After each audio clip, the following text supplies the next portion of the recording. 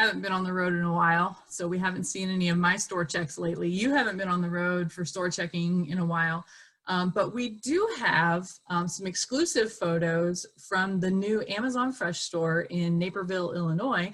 Just happens to be very close to the headquarters for Blue Book Services. So we had one of our colleagues go creep around in there. Actually, she asked for permission to take some photos, and just kind of a quick first look just gives me a little taste of what Amazon Fresh will look like. And I really hope that someday the store that's 2,000 feet that way out the front of my house could be an Amazon Fresh store, just to see what's going on.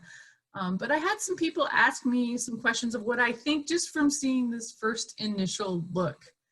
And I've got a couple of opinions. I really think that Amazon Fresh, having seen it just from someone who went there, they've got to have some kind of hook and some kind of differentiation that is more than we're an Amazon grocery store.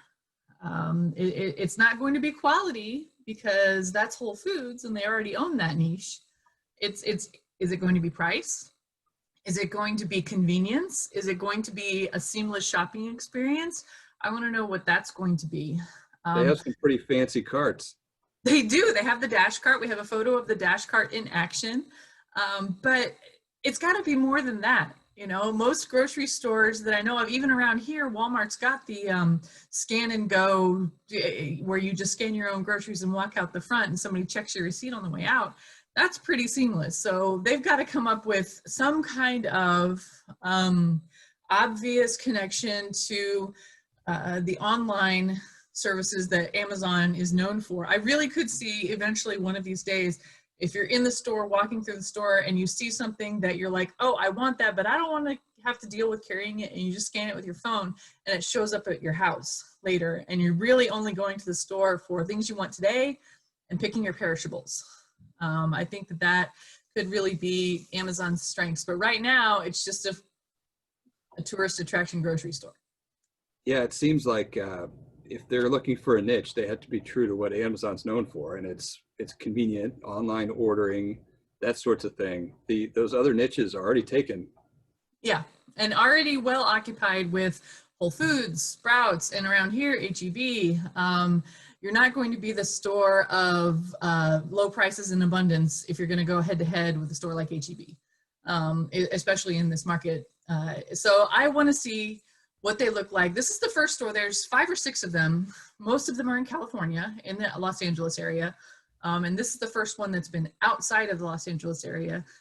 They do have some Go stores, and then they have a Go grocery in Seattle, which is a larger convenience store that has more of a grocery focus.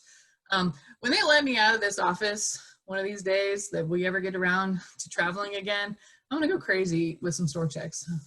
But for now, I will settle for some photos from our colleague in the office. We do what we have to do.